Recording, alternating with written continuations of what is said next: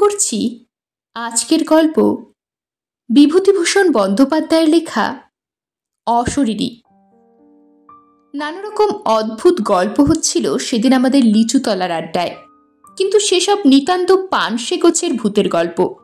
পাড়াগাঁয়ের বাঁশবাগানের আমবাগানের গেঁয়ো ভূত, সাদা কাপড় পরে রাত্রে দাঁড়িয়ে থাকে, ওসব অনেক শোনা আছে।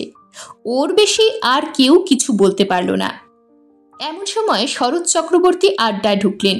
তিনি আবগারি বিভাগে বহুদিন কাজ করে অবসর গ্রহণ করেছেন সম্প্রতি। 60-এর কাছাকাছি বয়স, তান্ত্রিক সাধনা করেন, ঠিকুজি কুষ্টি বিনা পয়সায় করে দেন। কোন রত্নের আংটি ধারণ করলে কার সুবিধে হবে ঠিক করে দেন। পরের বেগার খাটতে ওর জুড়ি বড় একটা দেখা যাবে না এইসব কাজে। লোক অতি সজ্জন, সকলে মানে শ্রদ্ধা করে, অনেকে ওর সামনে ধূমপান পর্যন্ত করে না। শরৎবাবু ঢুকে বললেন, এই যে কি হচ্ছে আজ, যে বাদলা নেমেছে। শ্যামাপদ মোক্তার বললে, আসুন আসুন চক্রবর্তী মশাই, আমাদের ভূতের গল্প হচ্ছে বাদলার দিনে, তবে তেমন জমছে না। আপনার তো। শরৎ চক্রবর্তী মশাই বললেন, আমি একটা গল্প বলতে পারি, তবে সেটা ভূতের গল্প নয়। সেটা কিসের গল্প তা আমি জানি নে, আপনারা শুনে বিচার করুন। শরৎবাবুর মুখে সেই গল্প শুনে আমরা সবাই অবাক হয়ে গেলাম। স্বর্গমর্ত যেন এক সূত্রে গাঁথা হয়ে গেল সেই ঘন বর্ষার বর্ষণমুখর মেঘের আবরণ ভেদ করে। শরৎবাবু বললেন, আমাকে সেবার হঠাৎ জলপাইগুড়ির ওধারে ডুয়ার্স অঞ্চলে বদলি করলে। আমার পরিবারবর্গ তখন ঢাকায়, তাদের ওখানে রেখে জলপাইগুড়ি চলে গেলাম। নতুন জায়গা, সেখানে নিজে না দেখে শুনে কি করে সবাইকে নিয়ে যাই? বিশেষ করে ছেলেমেয়েরা তখন ঢাকা স্কুলে পড়াশোনা করছে। যেখানে গেলাম সেখানটা জলপাইগুড়ি থেকে অনেক দূর, ছোট লাইনে যেতে হয়, পথে চা বাগান পড়ে, বনময় অঞ্চল, কিন্তু দূরে সবুজ বনরেখার পটভূমিকায় হিমালয়ের উত্তুঙ্গ শিখরমালা চোখে পড়ে। বড় নির্জন স্থান। আমি যে জায়গায় গেলাম তার নাম হলদিয়া, ছোট্ট জায়গা।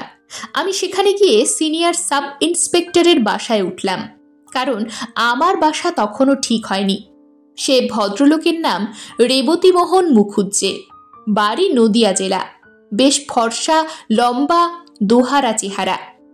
আমায় খুব যত্ন করলেন, দিন কয়েকের মধ্যেই বাসা ঠিক করে দেবেন ভরসা দিলেন। তৃতীয় দিন সকালে আমায় বললেন, আপনাকে একটা কথা বলি। কি? আপনার এখন এখানে আসা খুব ভুল হয়েছে। কেন বলুন তো? আপনি জানেন না কিছু এদেশের ব্যাপারে? না। কি ব্যাপার? এই বর্ষাকালে এখানে ভয়ানক ব্ল্যাক ওয়াটার জ্বর হচ্ছে চারিদিকে। আপনি নতুন লোক, আপনার তো খুবই জ্বর হওয়ার সম্ভাবনা বিদ্যমান। 2-1 বার জ্বর হলেই ব্ল্যাক ওয়াটার জ্বর দেখা দেবে, তখন জীবন নিয়ে টানাটানি পড়ে যাবে। এরকমই এদেশের কাণ্ড। তবে আপনারা আছেন কি করে? সে কথা আর বলে লাভ নেই, ইচ্ছে করে নেই, আছি পড়ে পেটের দায়ে।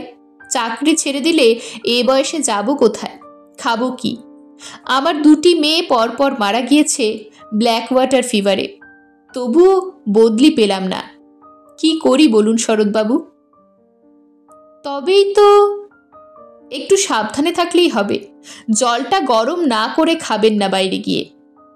ব্ল্যাক ওয়াটার ফিভার হলেই মানুষ মারা যায়? ভালো চিকিৎসা না হলে বাঁচার সম্ভাবনা খুব কম। বিশেষ করে এই বর্ষাকালে যারা নতুন আসে তাদের ধরলে বাঁচানো খুব কঠিন হয়ে পড়ে। আমি এরকম 2টো কেস দেখেছি, 2টোই মারা গেল।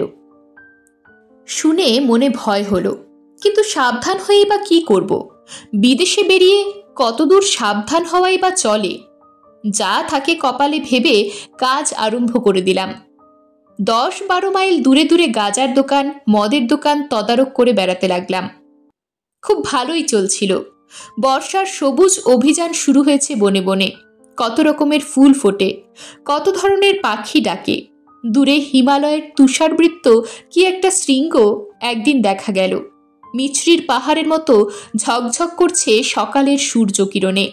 তবে রোদ বড় একটা উঠতে ইদানিং আর বেশি দেখা যেত না। ইতিমধ্যে রেবতীবাবুর চেষ্টায় ভালো একটা বাসা পাওয়া গেল। উঁচু কাঠের খুঁটির উপর কাঠের তক্তা বসিয়ে তার উপর বাংলো ধরনের ঘর করা হয়েছে। কাঠের মেঝে বেশ শুকনো খটখটে। ঘরটা বেশ বড়, আলো হাওয়া বেশ আসে। মনের ভয় ক্রমে কেটে গেল। তখন মনে মনে ভাবি, রেবতীবাবুর ওটা উচিত হয়নি। এখানকার মাটিতে পা দিতে না দিতে অমন ভয় দেখিয়ে দেওয়া কি ভালো হয়েছে? কেন করলেন ওটা রেবতীবাবু? অন্য কোনো মতলব ছিল নাকি? 7-5 ভাবি। এখানে আমার এক ব্রাহ্মণ আরদালি জুটল, নাম দিগম্বর পারে। লোকটা অনেকদিন সেখানে আছে। রান্না করতো খুব ভালো। সে হাট বাজার রান্নাবান্না সবই করত, কোনো অসুবিধা ছিল না। মাস 2 পরে সেবার বামনপাড়া নর্থ বলে একটা জায়গায় আবগারি তদারকে গেলাম। সেটা একটা চা বাগানের পাশে ছোট্ট বাজার। চা বাগানটার ট্রাকগুলোর গায়ে লেখা আছে বামনাপাড়া নর্থ টি এস্টেট।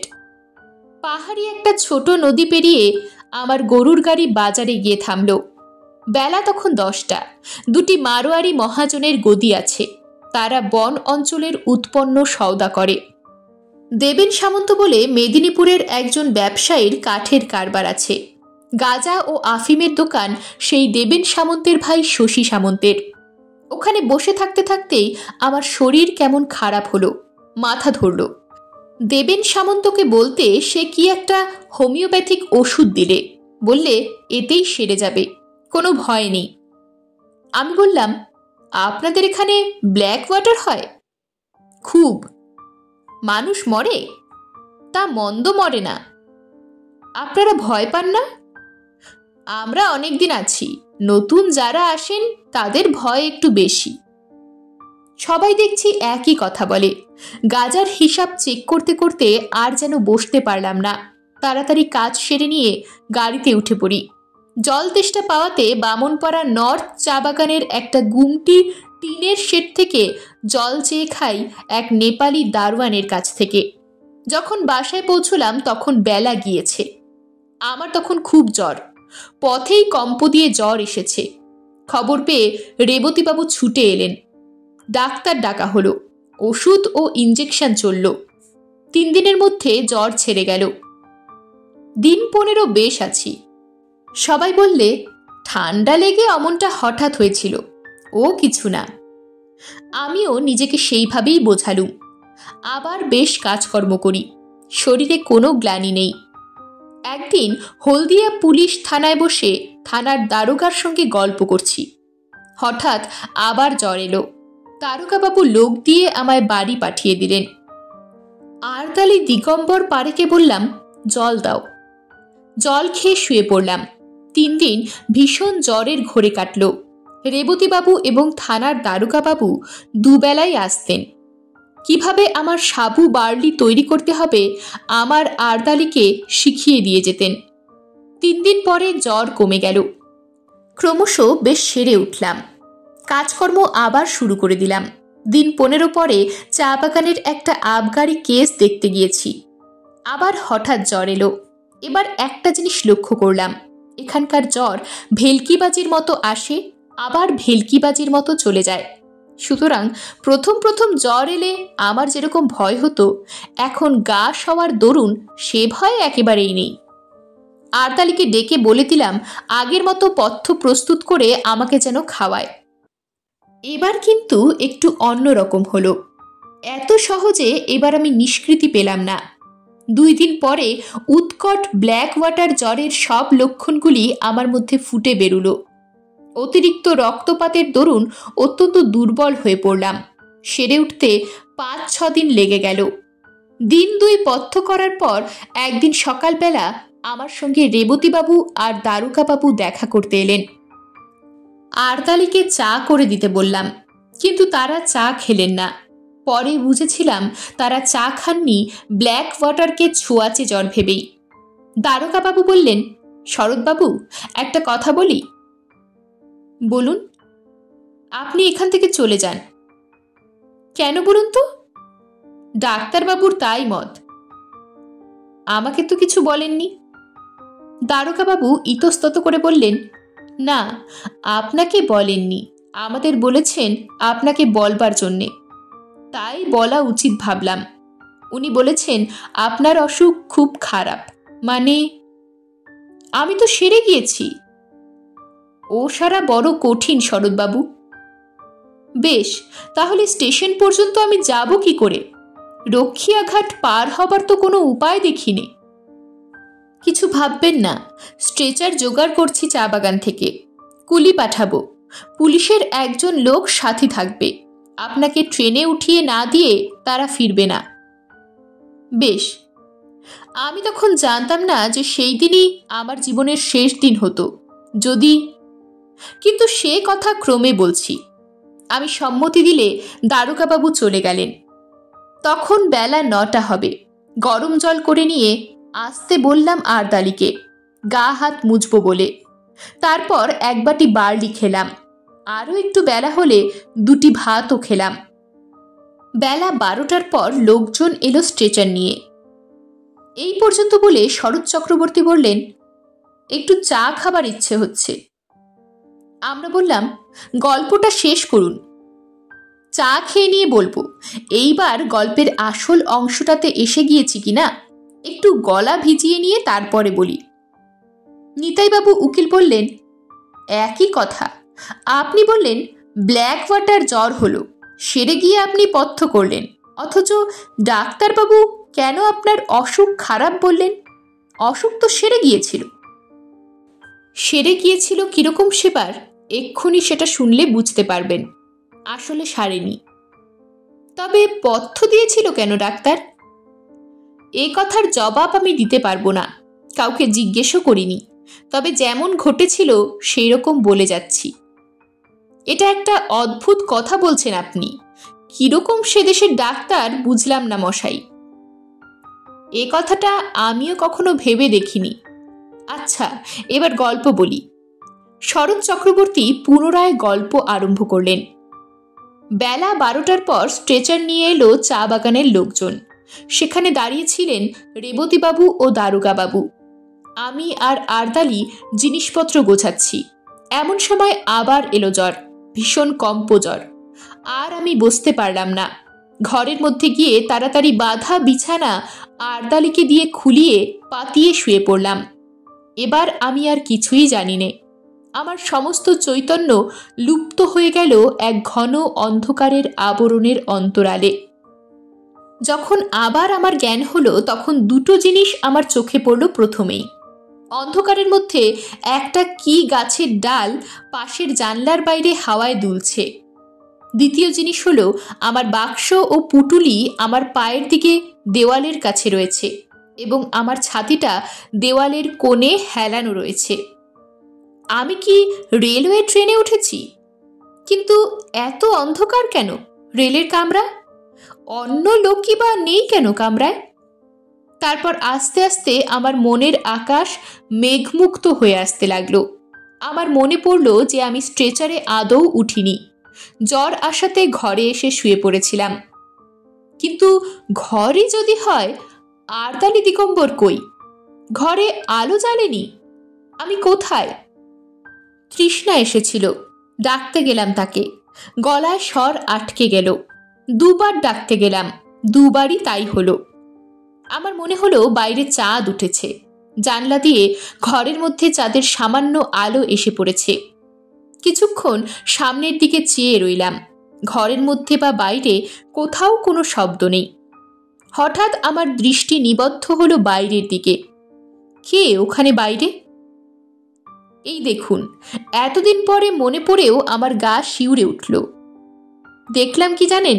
একটি কালো মতো মেয়ে অত্যন্ত দ্রুত গতিতে আমার ঘরের চারিপাশে ঘুরছে আর একটা কাঠি দিয়ে মাটিতে কি করছে। 2বার আমার সামনের দরজার ফাঁক দিয়ে সে নিচু হয়ে ঘুরে গেল।